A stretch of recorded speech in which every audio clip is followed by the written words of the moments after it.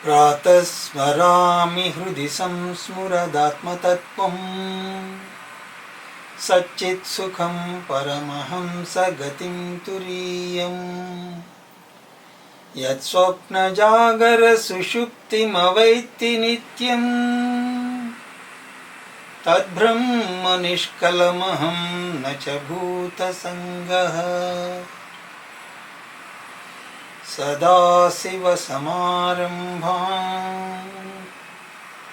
व्यासशङ्करमध्यमाम् अस्मदाचार्यपर्यन्तां वन्दे गुरुपरम्पराम्।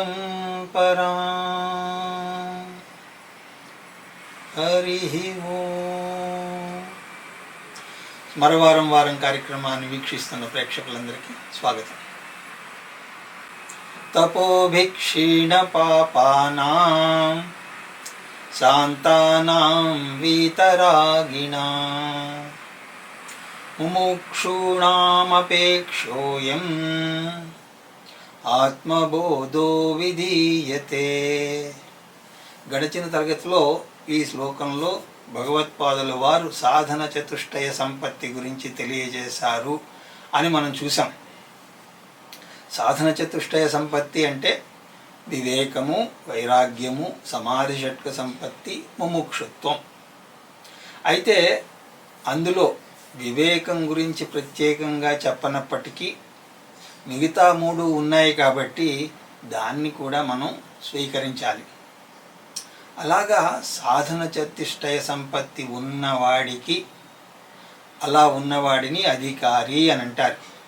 ఏ గ్రంథమైనా సరే అధికారత్వం ఉన్నవాడికే అది అర్థమవుతుంది. అందుకోసమే మీలో తత్వబోధ విన్నవారు ఉంటే అందులో మొదలు పెట్టడమే ఎలా మొదలు పెడతారు? సాధన చతుష్టయ సంపన్నాధికారిణాం మోక్ష సాధనభూతం తత్వ వివేక ప్రకారం వక్ష్యామః. ఇది ఎవరికి చెప్తున్నాము అంటే సాధన చతుష్టయ సంపత్తి ఉన్నవారికే అని నిన్న మనం చెప్పుకున్నట్టుగా తత్వబోధలో అధికారం గురించి వచ్చింది, కానీ అధికారత్వాన్ని ఎలా సంపాదించుకోవాలి అన్నది అక్కడ చెప్పలేదు. ఏ సాధన గనక చేస్తే అధికారిని అవుతాను అన్నదాన్ని ఆచార్య శంకర భగవత్పాదుల వారు ఈ శ్లోకంలో దాన్ని సూచన చేయడం జరిగింది. తపోభి క్షీణ పాపానాం. ఈ అధికారత్వం ఏదో కూర్చుంటే రాదయ్యా, తపస్సు చేయడం వల్ల వస్తుంది అని అన్నారు. మళ్ళీ తపస్సు అంటే కలియుగంలో తపస్సుతో పని లేదు, కలియుగంలో నామ సంకీర్తనయే తరుణోపాయం అని చెప్పేవాళ్ళు చాలామంది ఉంటారు. అదో సమస్య. కాబట్టి ఇక్కడ తపస్సు అన్నదాన్ని మనం సరిగా అర్థం చేసుకోవాలి. ఏ ఆధ్యాత్మిక సాధన అయినా సరే అది తపస్సు కిందకే వస్తుంది. తపస్సు అన్నప్పుడు గడ్డాలు మీసాలు పెంచుకుని అడవుల్లో కూర్చోవడం కాదు.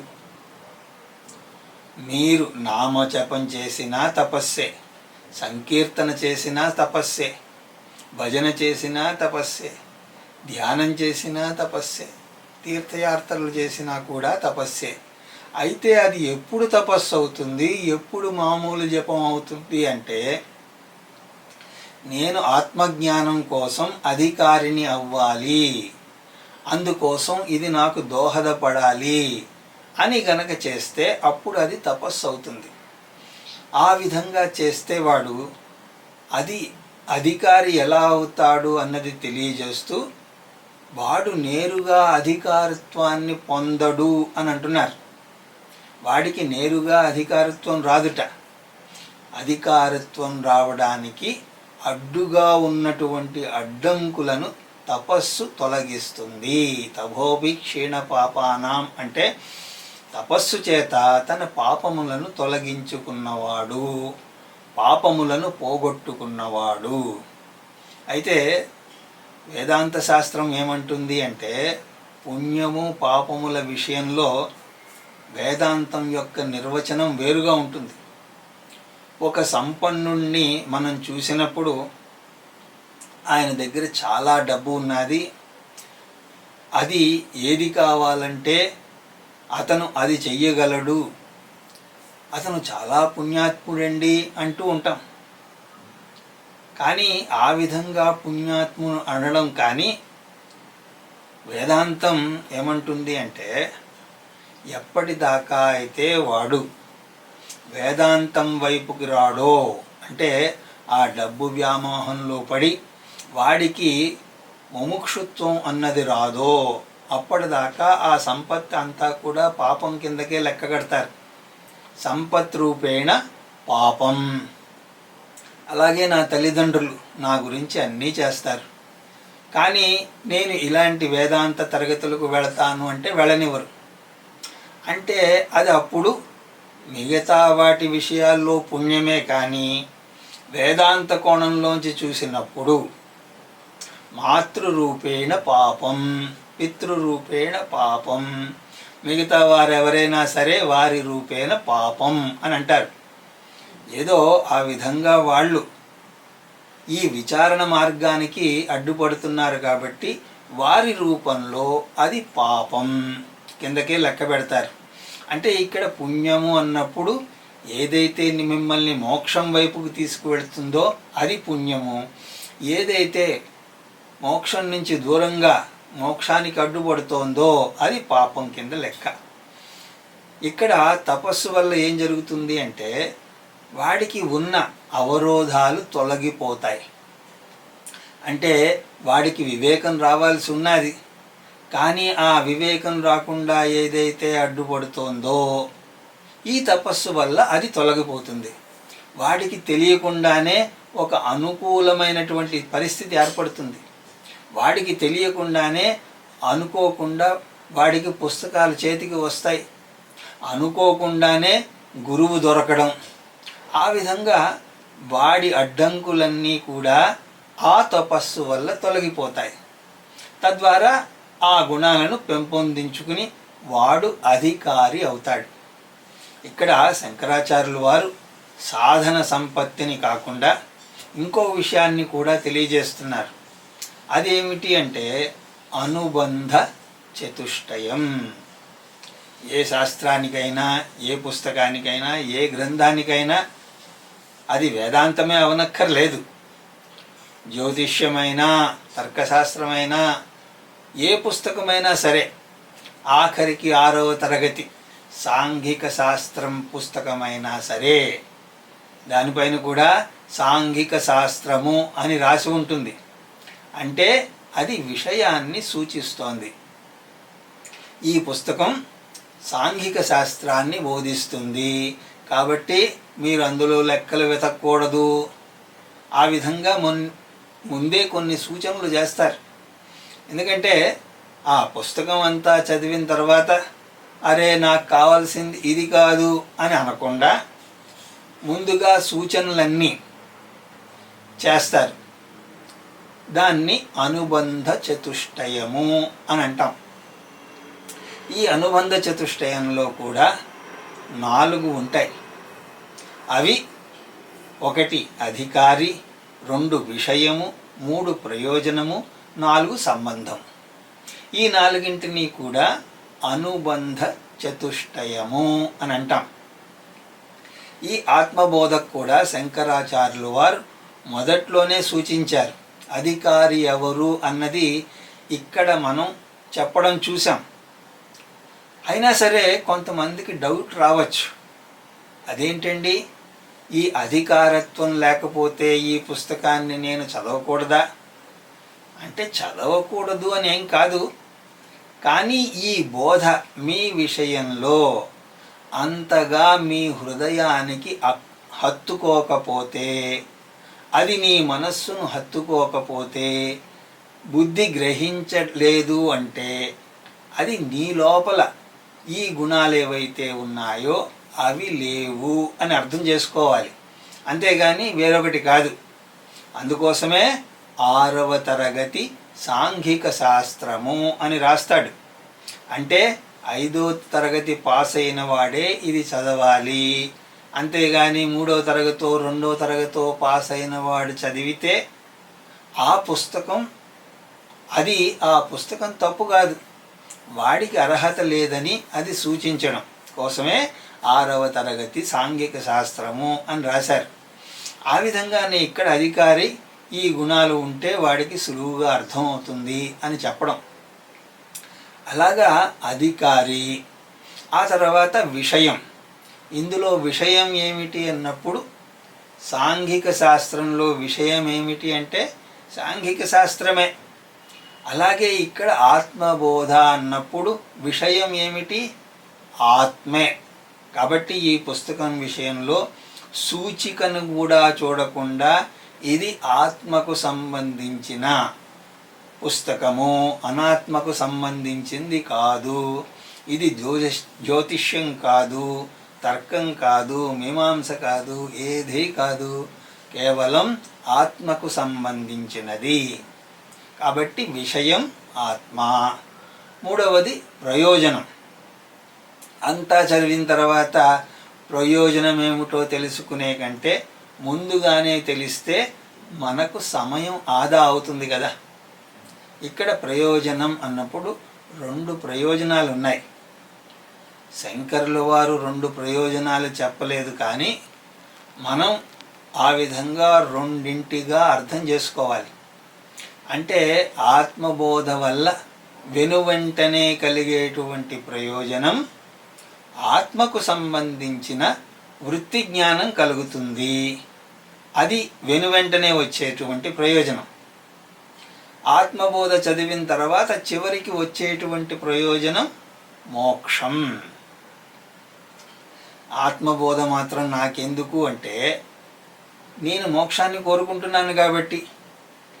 ఆత్మబోధలో 3వ ప్రయోజనం మోక్షం. దాని తర్వాత 4వది ఈ సంబంధాన్ని కూడా నిరూపించాలి. శాస్త్రంలో అలా చెప్పారు. పుస్తకానికి మీరు పెట్టినటువంటి పేరుకి, అందులో విషయానికి, దానికి మధ్యలో ఉండేటువంటి సంబంధం ఉండాలి. ఈ మధ్యకాలంలో వస్తున్నటువంటి పుస్తకాలు చాలా గమ్మత్తుగా ఉంటాయండి. వాటిపైన పేరు ఒకటి ఉంటుంది, లోపల విషయం వేరుగా ఉంటుంది. పేరు మాత్రం చాలా బ్రహ్మాండంగా ఉంటుంది. ఆ పేరు చూడగానే ఆహా, ఈ పుస్తకం కొనాలి అని అనిపిస్తుంది. ఆ పేరు చాలా గొప్పగా ఉంటుంది. Nothing to lose but your head అబో అని అనుకుంటాం. కొన్న తర్వాత తెలుస్తుంది నథింగ్ టు లూజ్ ఏమిటి, already I lost my head, that is the reason I purchased this book. అది తెలుస్తుంది. కాబట్టి శాస్త్రకారులు ఆ విధంగా ఒప్పుకోరు. మీరు పెట్టినటువంటి పేరుకి లోపల విషయానికి సంబంధం ఉండాలి. అయితే ఈ సంబంధం విషయంలో కూడా 3-4 రకాలుగా ఈ సంబంధాలు ఉంటాయి. ఇప్పుడు మీ సంబంధం ఏమిటి అంటే ఏమని అడుగుతున్నాం? ఎవరితో నా సంబంధం అన్నది చెప్తేనే కానీ దాని గురించి చెప్పలేను. ఎవరితోనో ఆ సంబంధం చెప్పకుండా ఆ సంబంధం ఎలా చెప్తాం? అలాగే ఇక్కడ కూడా ఒక అంశానికి ఇంకొక అంశానికి మధ్య గల సంబంధం. అలా చూసినప్పుడు మొదట గ్రంథము, విషయము, ఈ రెండింటి మధ్యలో గల సంబంధాన్ని గనక తీసుకుంటే దాన్ని శాస్త్రంలో గ్రంథము లోపల ఉన్నటువంటి విషయమును పరిగణనలోకి తీసుకున్నప్పుడు దానిని ప్రతిపాద్య, ప్రతిపాదక సంబంధము అని అంటారు. మనం చూస్తున్నటువంటి ఈ పుస్తకంలో ప్రతిపాద్యం ఆత్మ, ప్రతిపాదకం ఆత్మబోధ అని పిలువబడుతున్నటువంటి ఈ పుస్తకం. ఈ విధంగా ఈ సంబంధం స్థాపితమైంది కాబట్టి ఇది సరి అయిన పుస్తకమే. అలాగే విషయం, ప్రయోజనము దృష్ట్యా ఒక సంబంధం ఉంటుంది. దాన్ని జన్య జనక సంబంధము అని అంటారు. ఇక్కడ విషయం ఆత్మబోధ, ప్రయోజనం మోక్షం. ఆ విధంగా ఇక్కడ ఈ పుస్తకం యొక్క పేరు ఆత్మబోధ అని ఎందుకు పెట్టారో మనం గడిచిన తరగతిలో చూసాం. ఆత్మబోధ జనకత్వాత్, ఆత్మబోధ, ఆ విధంగా జన్య జనక సంబంధం. ఇక మూడవది అధికారి విషయముల మధ్య ఉన్నటువంటి సంబంధం. వీరిద్దరి మధ్య ఉన్న సంబంధం కూడా మనం చెప్పుకోవచ్చు. దానిని అధ్యేతృ అధీత సంబంధము. చదివేవాడు, చదవబడుతున్నది, అది ఒక సంబంధం. ఈ విధంగా మనం ఎన్ని సంబంధాలనైనా మనం చెప్పుకోవచ్చు.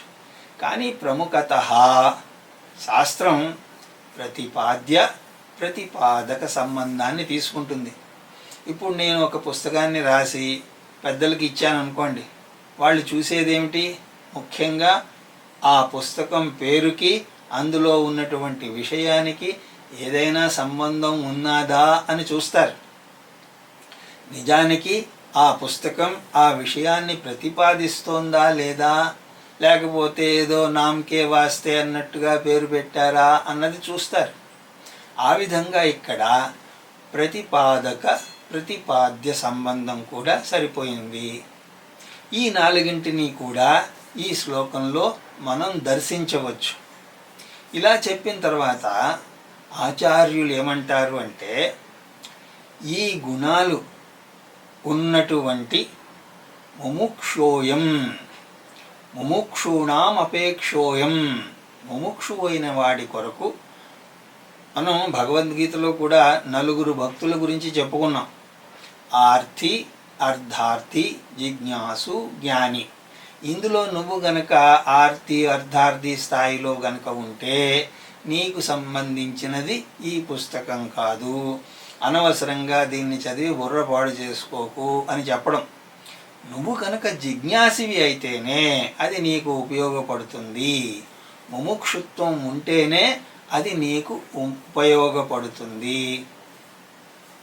నాకు ఈ జన్మలోనే మోక్షం కావాలి అన్నవాడికి ఇది ఉపయోగపడుతుంది. మోక్షం కావాలి అన్న కోరిక కాదు, మోక్షేచ్ఛ అంటే మోక్షం కావాలనే కోరిక. కోరిక ఒకటే ఉంటే సరిపోదండి. కోరిక ఉండడం వేరు, కమిట్మెంట్ ఉండడం వేరు. చాలామందికి కావలసినంత కోరిక ఉంటుంది, కానీ కమిట్మెంటే ఉండదు. కాబట్టి మోక్షేచ్ఛ అన్నది చాలామందికి ఉంటుంది, కానీ ముముక్షుత్వం అన్నది చాలా తక్కువ మందికి ఉంటుంది.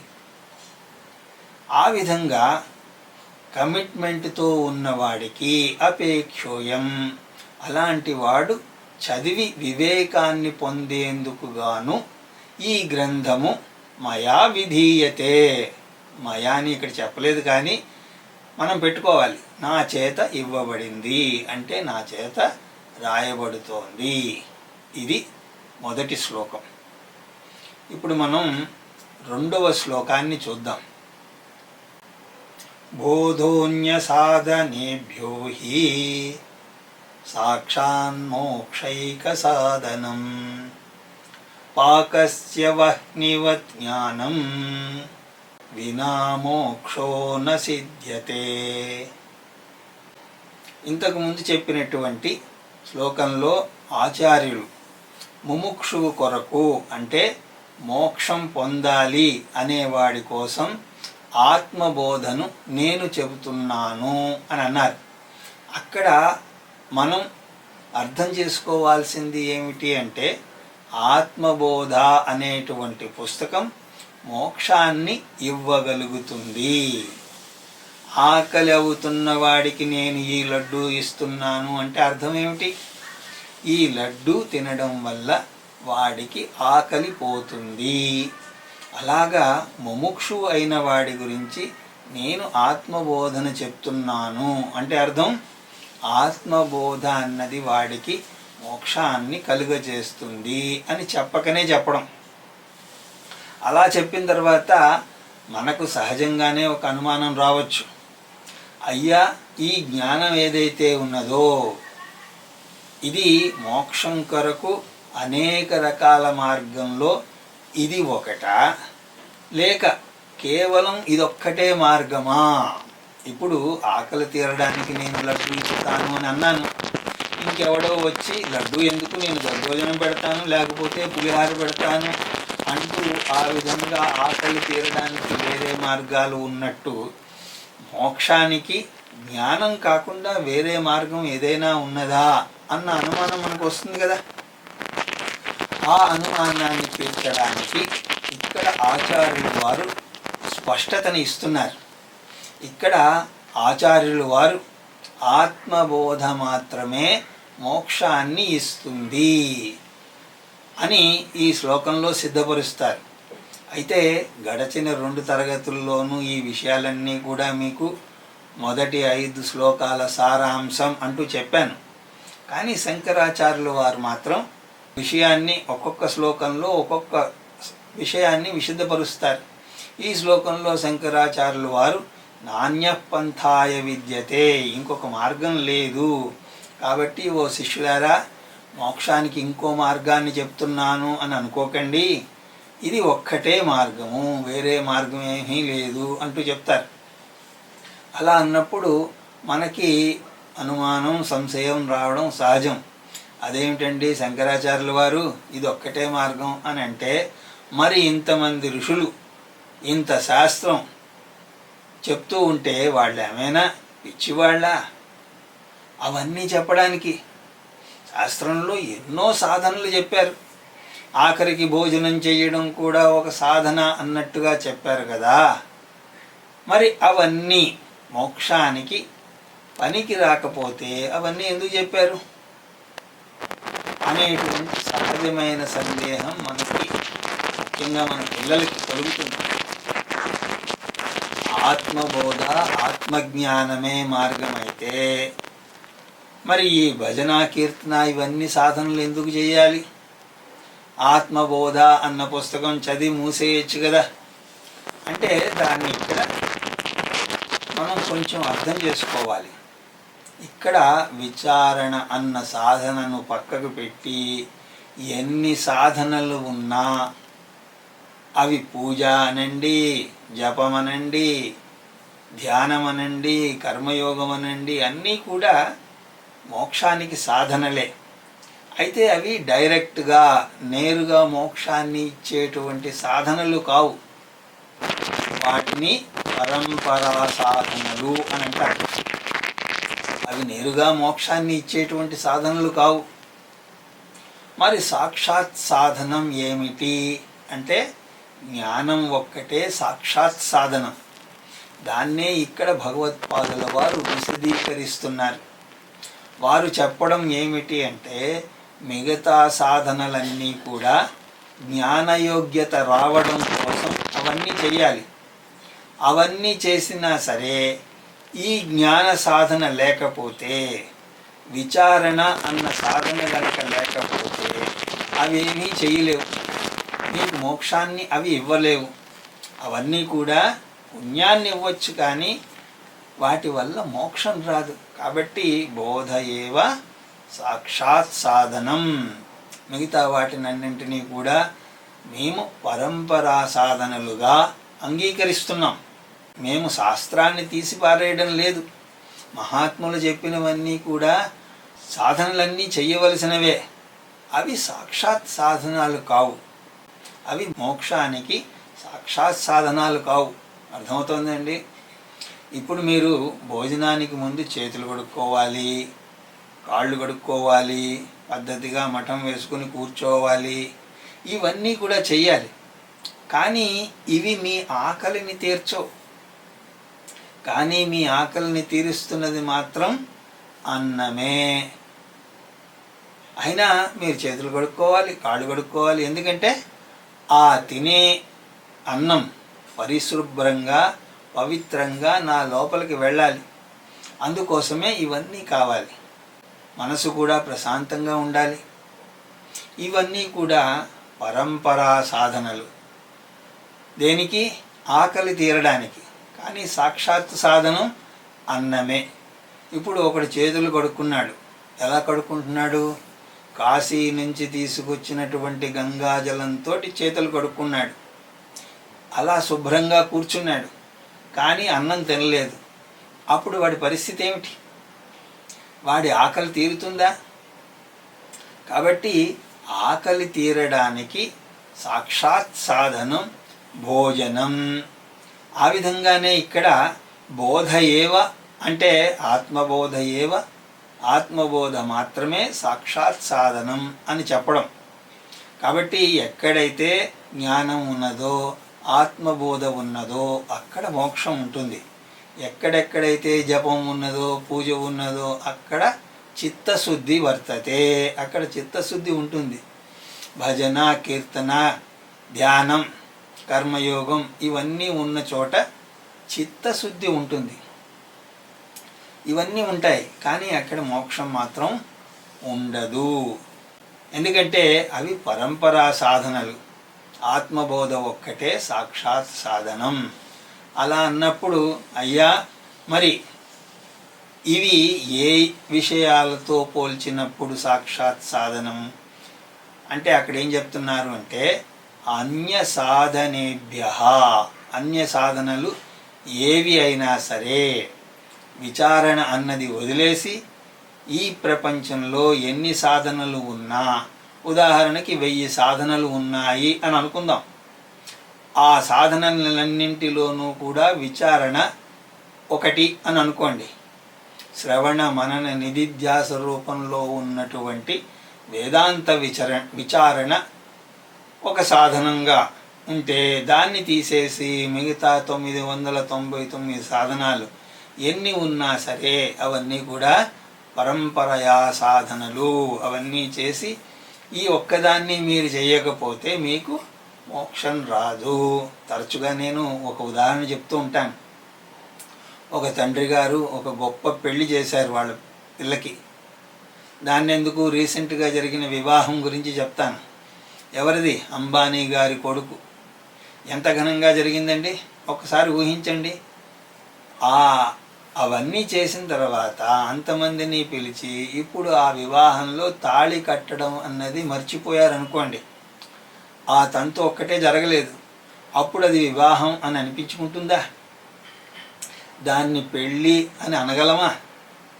అలాగే ఒక అతను పుణ్యనదీ స్నానాలు చేశాడు, తీర్థక్షేత్రాలు సందర్శించాడు, యజ్ఞ యాగాదులను చేశాడు, దాన ధర్మాలు చేశాడు, భజన సంకీర్తనలు కూడా చేశాడు. కానీ ఈ విచారణ మాత్రం చేయలేదు. నేను ఎవరు అన్న విచారణ అతనిలో కలగలేదు. అన్ని చేసినా సరే వాడు సంసారం నుంచి ముక్తుడు కాలేడు. అతను విశేషమైనటువంటి వ్యక్తి అవ్వచ్చు, కానీ ఆధ్యాత్మిక వ్యక్తిగా మనం అతన్ని చెప్పలేం.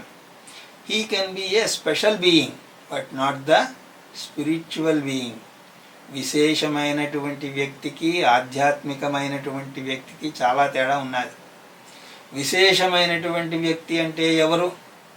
ఆయన లీలలు చేయవచ్చు, భవిష్యత్ గురించి చెప్పవచ్చు, గొప్పగా మాట్లాడవచ్చు.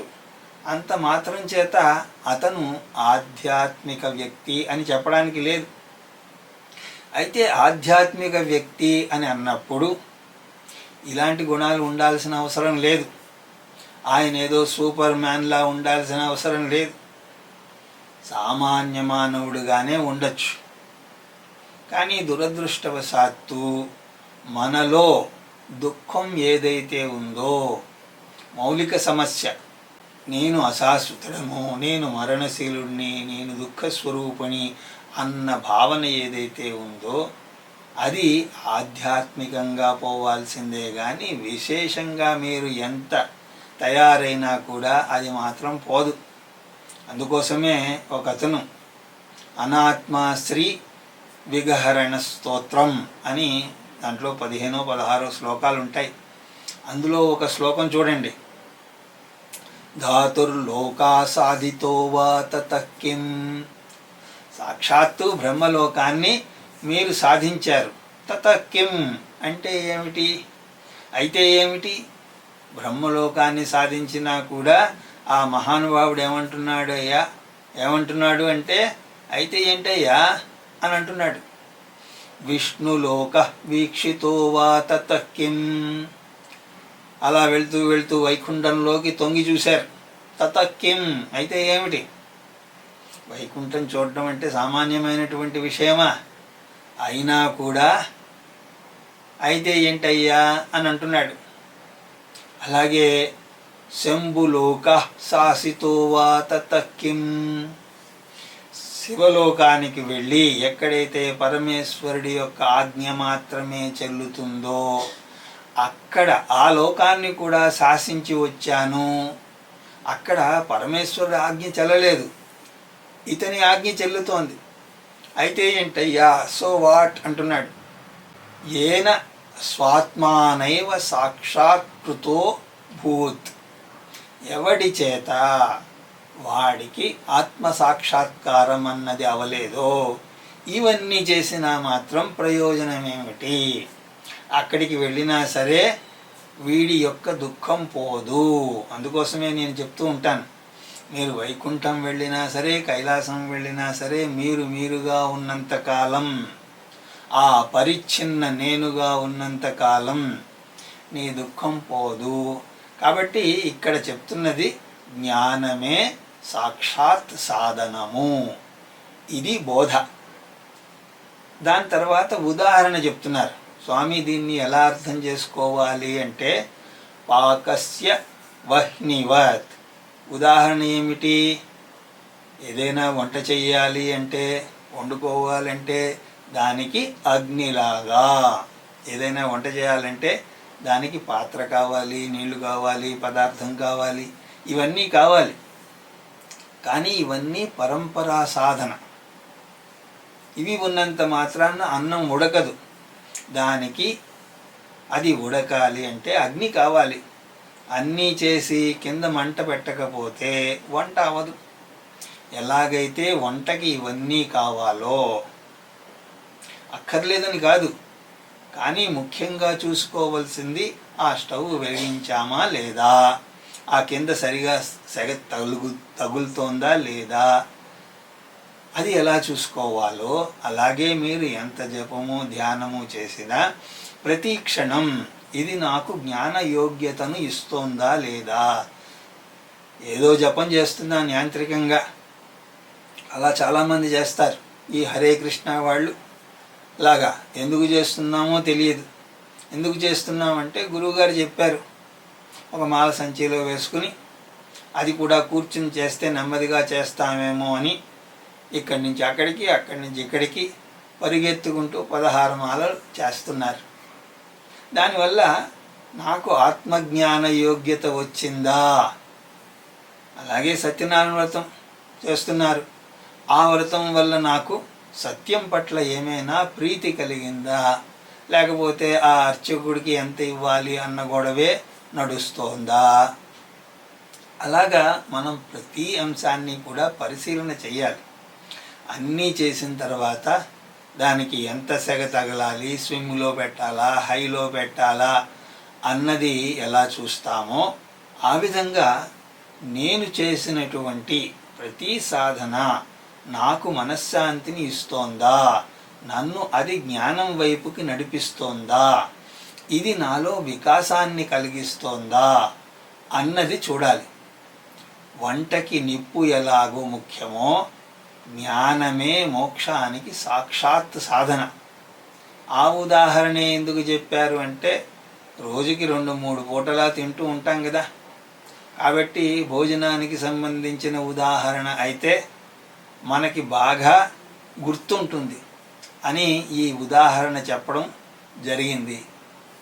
ఆ విధంగా జ్ఞానమే సాక్షాత్ సాధనము.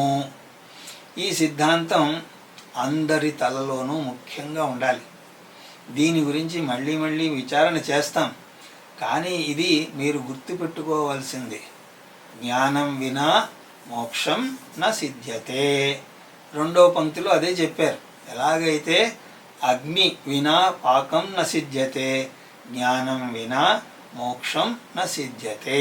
అగ్ని లేకుండా మీరు ఎన్ని చేసుకున్నా సరే ఎలాగైతే వంట అవ్వదో, అదేవిధంగా జ్ఞానం లేకుండా మీరు ఎన్ని సాధనలు చేసినా అది మోక్షాన్ని ఇవ్వదు. ఏమండి, ఏదో శతకోటి దరిద్రాలకు అనంతకోటి ఉపాయాలు అంటారు కదా, మరి ఏదో ఒక ఉపాయం ఉండే ఉంటుంది కదా. జ్ఞానం వినా అని అంటున్నారు, ఇంకో ఏదో ఉపాయం ఉండి ఉండొచ్చు కదా అంటే, శ్వేతాశ్వతరోపనిషత్తులో ఒక ఉపాయాన్ని చెప్పడం జరిగింది. జ్ఞానం లేకుండా మీరు మోక్షాన్ని పొందవచ్చు అని. యదా చర్మవదాకాశం వేష్టయిష్యతి మానవా తదా దేమవిజ్ఞాయ దుఃఖస్యాంతో భవిష్యతి. శ్వేతాశ్వతరోపనిషత్తులో ఈ శ్లోకం దొరుకుతుంది, వెళ్ళి వెతకండి.